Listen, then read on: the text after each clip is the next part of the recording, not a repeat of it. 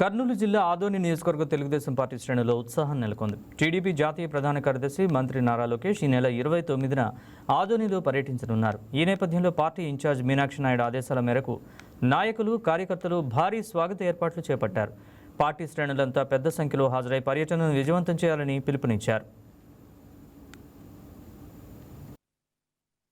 నారా లోకేష్ గారు ఐటీ శాఖ మినిస్టర్లు, అదేవిధంగా జాతీయ వర్కింగ్ ప్రెసిడెంట్, కాబోయే తెలుగుదేశం పార్టీ నా భవిష్యత్తు నాయకులు, అదేవిధంగా ఈరోజు ఆదోనికి మొట్టమొదటిసారిగా రాబోతున్నారన్న సమాచారం తెలిసిన వెంటనే కార్యకర్తలతో సహా నాయకులు అందరూ కూడా మా భవిష్యత్తు నాయకుల్ని ఎప్పుడెప్పుడు ఎదురు చూస్తామా అని చెప్పి చాలా అందరూ కూడా ఆశతో ఎదురు చూస్తున్నారు. నిజంగా ఆయన ఈ ఆదోనికి రావడం మా అందరి అదృష్టంగా మేము భావిస్తున్నాము. సాయంత్రం 5 గంటలకి 5:30కి ఇక్కడికి చేరుకుంటారు హెలిప్యాడ్ ద్వారా. అదేవిధంగా 6 గంటల నుంచి 8 గంటల వరకు కార్యకర్తల మీటింగ్ ఉంటుంది.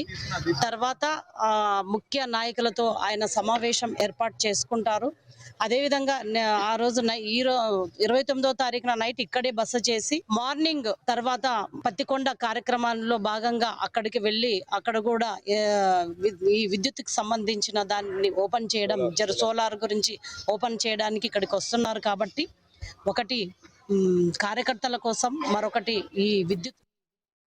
బంగారం బ్యాంకులో ఉంటే అది మీ అప్పు, అదే శివ గోల్డ్ కంపెనీకి తీసుకొస్తే అది మీ పెట్టుబడి. తాకట్లో ఉన్న మీ బంగారాన్ని మేము విడిపించి ఈ రోజు మార్కెట్ ధర కొని స్పాట్లో మీ నగదు మీకు అందిస్తాం. ప్రతి నెల వడ్డీలు కట్టడం లాభమా లేదా ఇలా చేయడం లాభమా మీరే ఆలోచించుకోండి.